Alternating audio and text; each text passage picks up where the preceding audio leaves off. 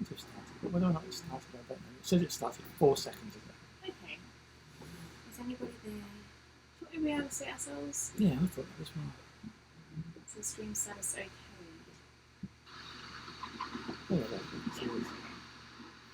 Yeah, it started. But whether or not it started, I don't know. It says it started. I pushed on that. Anyway. Alright. Hello. Hello. Is anyone there? Anybody watching? Please say hello. We need to get some luck filters on the actual Patron live stream. Hello, Dan. I don't think our Woo! patrons care about lockers. We have someone. Someone's here. Have you on video and audio? Excellent. Hello, Hi, Julien Julien. and James. Yes, hello. So who gets to tell us a sound check? God, it's so rolly in here. We open the curtain, you can see exactly how rolly it is in this bubble. Willem, hello. Okay, you can see in here as well. Excellent. And Craig, we've got a little crowd going on. And James, is that James again? Yes. It is very, very, very It's rolling. absurdly rolling. It wasn't this bad about 10 minutes ago. No, it wasn't. Hopefully. Anyway, so calms welcome down. patrons, welcome to Let's all close this because I feel like that's going to be incredibly distracting to everyone. No, people want to see it. No, they don't. It will be annoying. Yeah, so we've got a lot of swell in here, a lot Yeah. of... Anyway, so welcome patrons. We are in France, we are in La Belle, France, and we're loving it. Yeah, It we is an really absolutely amazing place. are. Someone says the sound is a bit distant. Not a lot we can do about that. Why are you looking at me? Not a lot we can do about it unless we plug in an external mic, but I don't think that works either. So, yes, we have to speak up. It might do actually if we plugged it in and then. But it would work. But we broke the stand. Yeah, we did. We'd have to hold it like Like another we're in a sailing news channel. presenter. Like another sailing channel. So listen, Patron only live streams. Yeah, we're frozen. What's wrong with it? Oh, it's working. It's working. There we go. So this is a chance for you to ask questions that you don't normally get to ask during the kind of like the free-for-all that happens over the next session. So if you have questions, just let us know and we'll run through some things with you all. So news, what news have we got? Number one, Annapolis is booked. Yes. So that's good news. So yeah, Yeah. so patrons, we have a venue for Annapolis. Yeah. It's, can we tell them? Yeah, I've been waiting to tell them for days. You've been holding me In that back. case, off you go. So the patron only meetup will be on the, I think it's the Saturday, which I think is the 12th of October, and it will be between 3 and 6 p.m. In the centre of Annapolis at a tavern called the Ram's Head. So it's calmer now for a minute. Must have been. I think that was Wade just then. Oh, okay. So yeah, between 3 and 6 p.m. on Saturday the 12th of October, in the centre of Annapolis at the Ram's Head, we will be doing our patron-only meetup. And I have requested from the proprietors a maximum number, and they're trying to sort out everything and get back to me on the maximum number. So hopefully everyone who wants to come will be able to accommodate you, but that just final detail remains to be determined. So the way it's going to go, we're going to throw it out to. It's going to be probably open to patrons. But we're only doing a patrons meetup. Yeah. And it's not, because we're going to probably get some blowback on this. It's not us being mercenary about this. When we did our first meetup 2 years ago in Charleston, I remember someone saying, "Hey, Hagen." I remember someone saying, "Oh, we're going to see you now because last time I went to see, I think it was Delos, and it just got so busy that I didn't get to talk to them." I felt disappointed, and really, at the moment, we've got a venue. I think what she said between 50 and 70 people. Now, at the moment, we are assuming that if you're coming to Annapolis, you're coming with your significant other. Significant other. So really, if we've got a capacity of 50. That leaves room for 25 patrons. Yeah. Plus ones.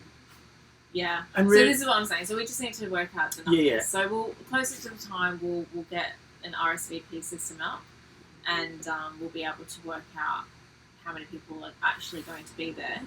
Yes. And then we'll take it from there. Yes, it's going to be done probably because I saw how Delos did Hi, this. Fred. Hey, Fred. If you can definitely make it, you say you definitely can make it. You only accept the invitation if you can definitely make it. And I think we'll probably give priority to people that can definitely make it. And don't know, it'll work. It'll work. So that's the first thing. So brilliant. Yeah. So that's so Patron. The Patron only meetup for Annapolis, or the meetup for Annapolis. Yeah. Which is it's going to be Patron. So that's. So hope you can all make it to Annapolis. We're kind of looking forward to that. That's pretty cool. Hey, Louis. So yes, so that's that bit of news. Second bit of news. Thank you to everyone that has submitted reviews for the Lagoon 42 on our app. That is working better than we could have ever imagined. How many reviews have we About had? 100. Oh really? Yeah. Oh, that's good. Do you know what the average score is yet? No, but it's. Oh no, I looked at it last night, and it's very close. Okay, so the average total is 30. And we scored at 30. Yeah. However, it's split across. The average for different categories are different to ours. We should get some charts. I will. You know me and the stats. You know me and the bloody statistics. So I'm going to get all sorts of graphs done on that. I mean, I love stats, and the problem is that when we're putting a YouTube video out, it's a balance between boring people to sleep with statistics and just making it so bare that they don't really get a flavour for what's going on. Well, anyway, I know. That's why I think we make such a fantastic team, because we talk about different things in the video. Oh no, I think the videos do cover a lot of information, and some of it will not be of interest to some viewers, but then other parts of the video will be of interest to other viewers. Yes. Like, there might be people who don't care about the interior design, but they care a lot about the build quality. So there's something for everyone, and vice versa. I mean, really, for me, I'd want it more statistic heavy, but it's not tailored for me. It's for the audiences. What do you mean statistic heavy? I'd want to look to bridge deck clearance versus other bridge deck clearance. Yeah, but that's all very well and good when you're just looking at a boat, when you're researching for your home, your future home. That numbers don't mean as much as kind of the feel of it and everything. The flavour. Yeah. Yeah. So anyway, that's it's going great, John. So yeah, so the Lagoon 42, and genuinely, it is a nice boat. It's a very nice, comfortable, solid cruiser. Yeah, it is. It definitely is. I mean, if we were spending our life at anchor, which we, to be fair, do spend 90% of our time at anchor, but if we were spending the next 5 years in the Caribbean, then it would be damn straight a good option. Yeah. So Dan says, the combination of the video and the blog. So yeah, that's it. Yeah, that's good. Maybe I should put some more stats into the blog post that you wrote. You should put more stats into the blog post that I write. Yes. Yes. So that's the first thing. So the next 2 are ready. They'll be up over the coming weeks. Hello. Hey, Rob. And Tiger. And Yuka. No. Yorka. No. Yeah. Yoka. Yoka. Yeah. Remember? What's the song go? You're a yoker. I'm a joker. Anyway, we're not going to keep doing this. Anyway, and apparently Rob's cat Tiger ate half a toad today. So. Blimey. All Apparently, right. if you lick toads, the cat's probably tripping out. Yeah, exactly. And so the Lagoon 42, really nice boat. We have decided to not give you any spoilers about the rest of them, but we have reviews of 2 more Lagoons. So there's the 40 to 46. We've reviewed those. The Leopard 45, Privilege 5.0, the Estrella 42, Estrella 42, Seawind 1600, yeah, Uchmare 51, and yeah. Neil 47. Oh yeah. So yeah, anyway, you've got quite a bit to look forward to, hopefully. So who ate the other? Yeah, exactly. Who did eat the other half of the toad? That's an excellent question. If Rob thinks he's a unicorn, then we know the answer to that. Alright guys, so if you have any questions for us, now is the time to ask us. Yes, because these announcements are going to be made in an hour, so if you've got any questions that you want answered slightly more in-depth than the show that is going to be in an hour, so there you go. Or, it doesn't need to be on meet up or on the catamaran situation. Yeah, it can be on anything. Yes. Yeah. Any questions? But so while we're waiting for these questions, so as we said, we were in France now. We've had 3 days in France. The weather's only just ameliorated. Yes, ameliorated. That's a good word that we should use more. Yes, Rob. It's really there's a lot of swell in here. A hell of a lot of swell in here. Yeah, up until like an hour ago it was calm, and then suddenly the wind has swung around. Look at the flags there. It's swung around. So it's coming in. Yeah. And then we are hopefully going to be dropping the mast in about a week. Yes. We are waiting to hear back from the boatyard, but we've asked to have our mast unstepped in a week's time, just over a week's time, and that will be very exciting if we can get into the canals in next week. That will be amazing. Okay, so Louis says, what cat are you leaning towards getting? That, my friend, is a mystery. Yes, a mystery. Well, okay, so look, as I said, we're not going to do any spoilers about this. Really, all I would say without being overly kind of mysterious and enigmatic is that if you take the two broad categories of catamarans, the production cats and then the kind of semi-product and then the semi-customs. So in boutique, maybe it's going to be whatever. The Ultramar is not boutique. Yeah. And they're not production. Yeah. So let's just they probably are production, but they're of a high quality. Anyway. So of the production cats, there is a massive, massive gulf in the quality. And there are so many things that we looked at and were like, this isn't right. This is just not right. And really, the difference in quality is huge. So for us, I think, never say never, I think we have probably discounted production cats. I would say that, would you not? For the moment. So basically, we're going around in circles, and we're going to continue to go around in circles. Of the semi-custom, we can't afford the semi-customs that we want. So I think that's quite the conundrum. Though. Yeah. So we do have a conundrum. So basically, the price goes up, not considerably, and there's the thing we were looking at. For instance. And this isn't. I'm not giving anyone any secrets here, but an Ultramar 51 is actually the same price as a Fontaine Pajot 50. There is no difference in the prices, and the reason is that if you look to the base price of these boats, Ultramar are a little bit more upfront in the way that if you look at the price, it's like the boat is from this and you need to put this on.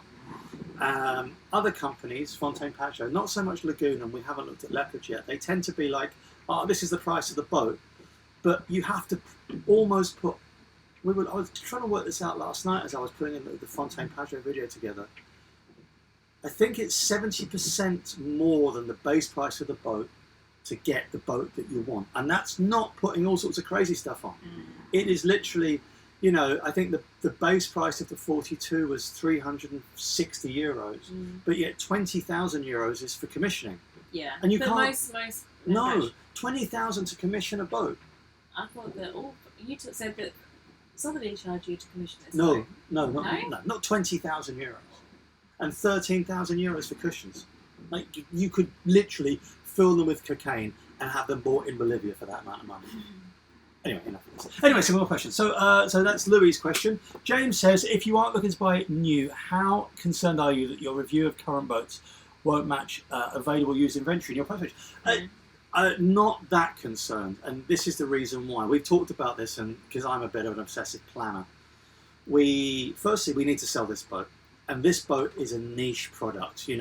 If you think about Beneteau 40s or Bavaria 40s, there are thousands of them. They only made 44 of these boats. There's only 40. There are only 44 Southerly 38s, and it is a very, very, very niche market. And these boats are probably twice as expensive as the Beneteau 40. So it's going to take a while to sell. So we've obviously had to work out, what do we do if this boat doesn't sell? And I think the plan is to, next season, just sail to Scandinavia if we don't sell it. So I'm not overly fussed if we can't find the next boat because we've still got this boat. The problem is, if this boat sells and then we don't have another boat, what are we going to do? I don't think that's this question. Oh, yeah. As per usual. Yeah. No, so the answer to this question is we are going to wait until the boat that we want does come on the market. Yes. But I think that, James, to answer your question in perhaps a more succinct and straightforward fashion, that I think that looking at the newest models gives you a good base, and it gives you a good idea of what it is that you want, what it is that you don't want in a theoretical boat. And then once you've narrowed that down, once you've narrowed down the characteristics of the boat that you like, and hopefully even the manufacturer, then you can look at options in terms of what's on the used market, what's, can I afford new, do I want new, all of that. So I think that yes, I understand what you're saying, but I think that looking at the new models provides a good kind of first step in the research, and then, you kind of whittle down your options from there. Yeah. And the other thing is, all the production cats that we've seen need a substantial amount of work to get them to ocean going status. Okay, who is that? Rhino. Oh, Rhino, okay. Says, could we do a video of the stats and actual costs of across the Atlantic, i.e. how much food, water, fuel, etc.? Yes, we will do it, Rhino, but I think we're going to end up doing it when we do our next ocean crossing. Yeah. It's far more pertinent when we've actually got when we're doing it. Yeah, because it's hard to retrospectively look back and say we did this, and we didn't keep a record of that kind of information at the time. Not all of it anyway. Not enough to make a video out of. So yeah, maybe next time we do a big ocean crossing, then we'll see if we can be a bit more organised and look at all of that, because I know a lot of people are interested in it. We just don't really. Well, we didn't have a YouTube channel then. No. When we crossed the Atlantic this time. Oh yeah, we just bought a load of beans. Yeah, exactly. Like we're in a village. We just went to the local supermarket and bought some beans. filled up a trolley, and then we just filled up the tanks. All I would say is that we over provisioned for both crossings. Substantial. We had 50% more food than we could need. That's the only way to do it. For circumnavigation. Yeah, but you have to do it that way. Yeah. Okay. Rob asks. Yes. How will you do with your VHF antenna when you drop the mast? Well, Nick. So the actual antenna on top of the mast, I'm going to disconnect. We're going to disconnect it from obviously inside the boat, and I'm hoping that Southerly did put a connection at the base of the mast, so I haven't got to kind of pull the cable out from the back of the aerial, because it's a huge run and it's going to be quite a pain in the backside to do it. If, however, that is the case, and then what I'm going to do, we have 2 handheld VHFs on board which we will use, and I also have an emergency VHF area which I connect to the VHF in case we need the other one. So we've got VHFs on board. You legally have to have 2 VHFs in France when you're going through the canals. There you go. Billy says that his wife and daughter are doing Bermuda to the Azores. That's amazing. That's pretty cool. Yeah. How are they going? Are they doing well? Is the weather behaving itself? Let us know how they are. In fact, we were saying only today that this time last year we were mid-Atlantic. Yeah, exactly. This time exactly last year. Hang on, what's the date today? Yeah, we were mid-Atlantic. It's the 19th. Yeah. We were 3 days in. 3 days in. So good on them. So they're probably the same. Probably the Arc Europe. Are they doing the Arc? Yeah, let us know. So yeah, so really at the moment we are tied up with a couple of things. Firstly, dropping the mast. Yeah, that's going to take a lot of our energy, because it's obviously something. Well, not obviously, but we have never done this before. So it's yeah. It's logistically it's logistically a problem more than anything else. And really, we kind of are having some. Well, we had an issue. We have an issue in that we were going to transport the mast. And the mast people are like, oh no, we can't transport the mast now. We can either take your mast on Tuesday. You've got to wait 3 weeks, which just doesn't work for us. And I'm a bit pissed off, because really, they were going to contact us on Tuesday to say when, and they just said, well, they emailed on Friday afternoon. Said Tuesday or not at all. Yeah. Anyway, so that's a bit of a pain. So we're probably going to carry the mast, which basically means we have to build an A-frame this week. Yeah. Or to carry the mast ourselves. Yeah. So yeah, so that's where we are. So we're going to carry our own mast, unless Fast Mast get their finger out, but I don't think they are. No. I think that's it. No, I don't think that's going to happen. So Billy says that there's a big system coming in, 35 knots of wind and 4 metres. Oh my! Puts them behind. That's good. Yeah. 35 meters, 35 knots downwind is reef down hard. It's good. So very nice. Says. Can you read that? Yes. Okay. Rhino says, have you actually sea trialed a cat? For me, an important test is motoring into a steep sea to check out hobby horsing.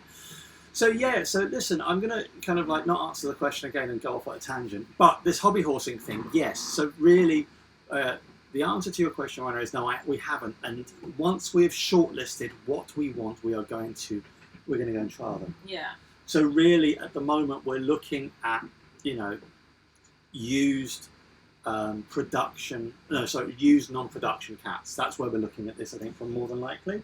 That's kind of our front runners. And I want to go and test them because really, if we took, say, a used Uchimere 49 and a used Antares 44, neither of which we've been on board. We haven't been on board either of these, but I'm just looking at two. They are vastly, vastly different creatures, only to do with the weight that they have, and the trim of an Antares is going to be far more sensitive than the trim of the trim of an Uchimere is going to be far more sensitive than the trim of an Antares, because they're such light things. So really, we'll go there and sail it in all sorts of conditions. Yes. Dan asks, in fact, I think you can read this better because your eyesight is getting a bit... Okay, so Dan says, other than the boats themselves, what other things do you enjoy at the boat show? Beer. Any other technology you found noteworthy or interesting? So, no. So when we went to the last boat show, in fact, all the boat shows we've been to recently, when we went to Annapolis 2 years ago, we were meant to be looking for some bits and bobs, and in the end, we just gave up.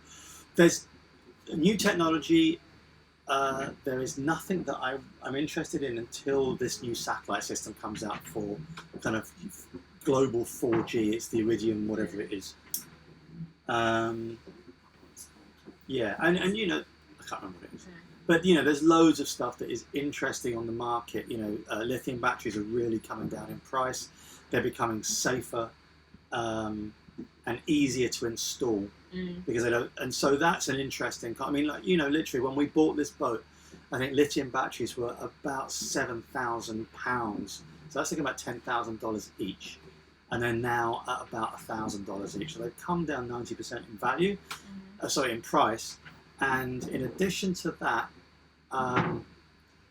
they've also got the monitors, the battery monitors, kind of built in. So the technology is that's really kind of. It's something we're interested in completely.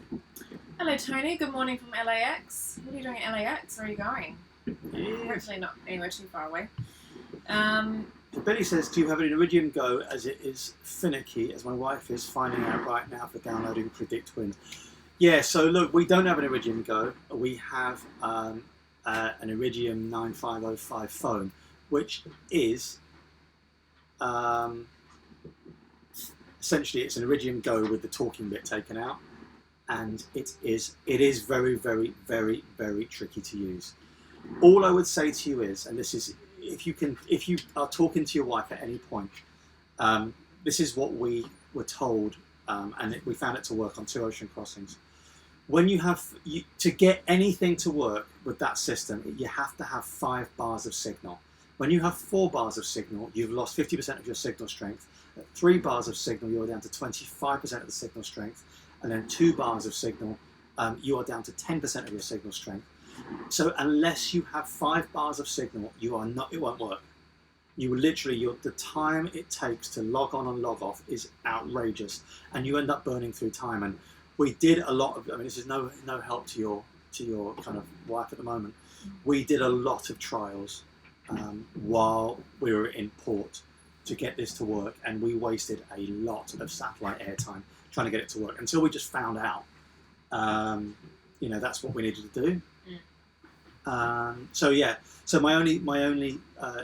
the only advice I could give her is that unless you have 5 bars of signal, don't bother. And if you turn the thing on and it doesn't have 5 bars of signal, turn it off and wait half an hour until there's another, because if you haven't got a satellite flying over, you won't get it. And the problem is that it locks onto the Iridium system, it locks onto a satellite. And if that satellite's going over the horizon, you'll lose your signal. So Billy, tell your wife that you have to have full signal to get it to work. 3 hours to download probably means that it's locked onto a satellite that's somewhere on the horizon and you are down. Because really, for us, when we were doing this we could get mail and weather in not a huge amount of time. I think it has No, I want to tell no because the wife's at sea. No, this is the other thing is important is if you are downloading grid files. And I know you're probably doing this, but first you get a much smaller grid file of the area, and change the resolution to 1 degree because I think predict wind sets itself by default to 0.25 degrees. So we had it down at 1 degree and just a 3-day forecast. If you are trying to get a 10-day forecast at 0.25 degrees resolution over the whole Atlantic, it will take you hours. Anyway, that's enough. Patrons watching, 0. Apart from Billy. Billy's like writing notes. Oh, you can really watch it again, but that, as I said, it's Anyway, so Louis says, how much bush beer do you have? 3 cans. Oh yeah, no, we do have 3 cans, 3 cans. but we gave most of it away to our Spanish neighbour in Valencia. He then died.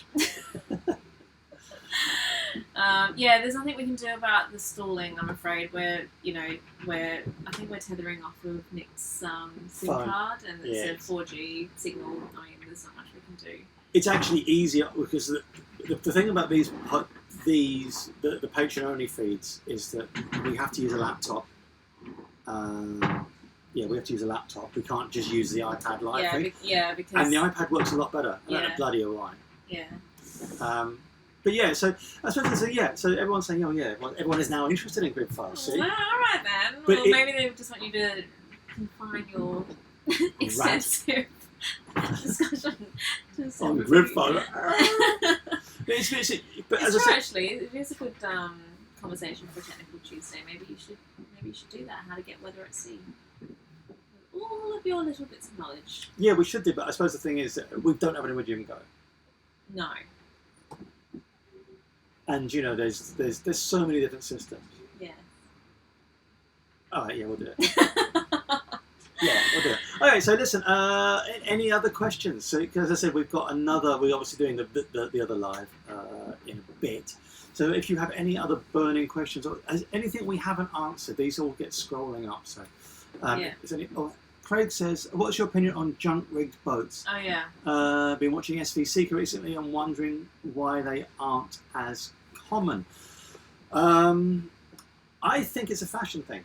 I do think it's a fashion thing. There is a fashion in sailing junk-rigged boats and also gaff-rigged boats. People want to sail upwind, and I think the fashions tend to come from watching kind of yacht racing. And it kind of filters down. So you see all these kind of monohulls, you see the open 40s, the open 60s, twin wheels. Twin wheels wasn't a thing. And now it's a big thing. Everyone's like, oh, twin wheels. We've got twin wheels. And when we bought this boat, I was like, oh, twin wheels. It's like a... Do you really need twin wheels on a 40-foot boat? Yeah, it's like having a spoiler on an old Porsche. Do you need the downforce? So twin wheels... It's designed for upwind sailing. Whereas junk rigged aren't. Yeah, junk rigged aren't and gaff rigged aren't.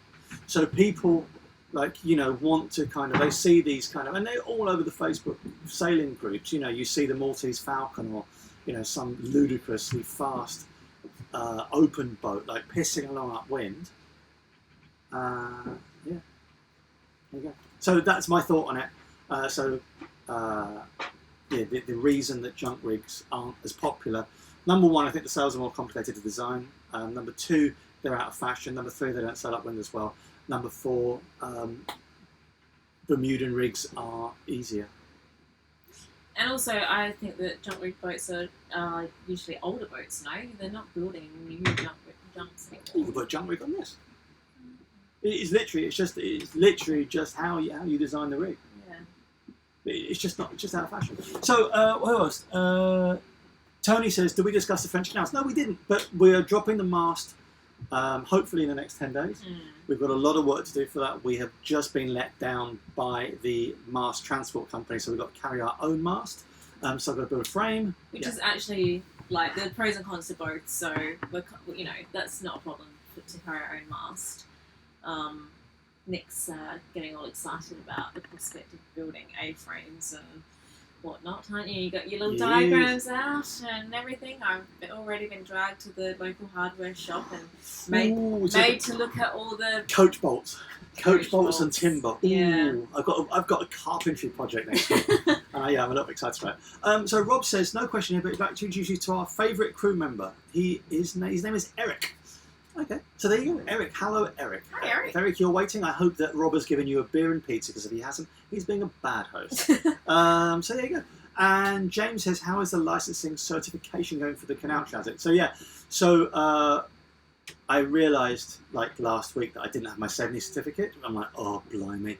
So yeah, I did that online. So I got the 70 certificate, got that a week ago, and fast tracked my RYA ICC renewal, because that had also bloody expired. So you talk about, I pride myself on my organisation, but I got my ICC, and it's got a five year expiry date. So I'm like, oh blimey. So anyway. So yeah, I had it fast tracked. They sent it to my parents' house. My mother took a photograph, and I have it now. So I have a scan of it. So did your mum take a photo? Yeah. So I've got the ICC now. So yeah, I've got my ICC with inland waterways. We have the regulations, which you legally have to keep on board. We have 2 VHFs. We have a foghorn. We have all the bits. I've got to build an We need to A-frame. get some more fenders. We need to buy some and fenders. a fender board. We've got to build a better fender board. I feel like we need a fender board for each side. Yes. Do we? Yes. That's what all the diagrams I saw told you to do. Yeah. So Tony says, I was going to ask, how about how you were transporting the mast? So the mast, as I said, we were going to use a mast transport company, but they let us down. They said they'd tell us on Tuesday when they could transport the mast, and we give them some dates. They said to us, oh, we can. It's either Tuesday or it's 3 weeks, and we're like, well, that doesn't work for us, because on Tuesday we won't be, and it's going to take a week to get this sorted out. A day to take the sails off. We've got to then take the wind generator down. We've got to take the boom off and lash that. Disconnect everything, disconnect the shrouds, disconnect the electronics, get the mast lifted, and then put onto the frames. So, yeah, it's going to be quite the. It's going to be a learning curve for us. I mean, we've never done this before, as I said earlier, so it's going to be interesting. But hopefully, hopefully it will go smoothly. Nick is obsessively planning it all, so I'm sure that it will. Yeah, we're going to have to spend. I need to learn the French for cargo straps. Because one hint I did get from reading the internet obsessively is that you don't use lines to secure the A-frames, use cargo straps. That makes sense. All the photos that we saw, everyone uses lines. And Lord knows you've got enough lines kind of lying around up there. Yeah. Anyway, so that's good. So there will be. I think we probably will do a technical Tuesday on it. It's so specialist, the mast transport it's thing. Niche. I don't know whether we will. It will definitely be included in the video. We'll definitely talk about it in the video, but I don't know about a specialised technical Tuesday for it. So Dan asked, speaking of the wind generator, we asked about it. What's your assessment of its utility? So we have an air breeze. This season, we have very little use for it because we're in marinas and we're in the Med when there's not a lot of wind. In the Caribbean, it was invaluable. Yeah, well, there's wind here, but it's very unpredictable. Yeah. But anyway, we've been in marinas since the beginning of the year anyway, so it doesn't, Yeah. So yeah, it's going to be. It's really useful if you're going to be in the Caribbean. Wind generator. If you're going to be out of the Caribbean and not at anchor a lot, then I wouldn't bother. There you go. That's it. So apparently Rob says. So we've got Eric and his wife Tessa. That's a nice name. That was my nickname when I was a child. Is it? Yeah. Tessa. Yeah. All right. Well, any other questions before we head off? Yeah. Let us know. So apparently Rob knows sangle de fixation. I'm going to use that. That could mean anything. No, wait, it's like end up with gimp ball. A gimp ball. I really don't know how your mind works sometimes. All right, listen. See you, Rhino. Listen, so we are going to probably head off, unless you have any final questions that need to be answered in slightly more depth. Nick's always having to answer things in slightly more depth. Yeah, if it's about the resolution of grid files.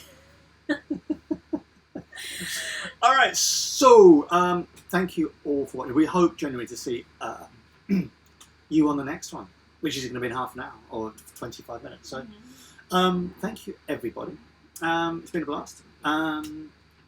What else have we got to tell the patrons? Anything? Nothing. Looking forward to seeing you all at Annapolis. Yes. So it's going to be a good one. Yeah, I'll write a post about that in the next couple of days. So. Yeah. All right. So thank you all. We'll see you at 5 in half an hour. If you're bored and you think, what can I do now?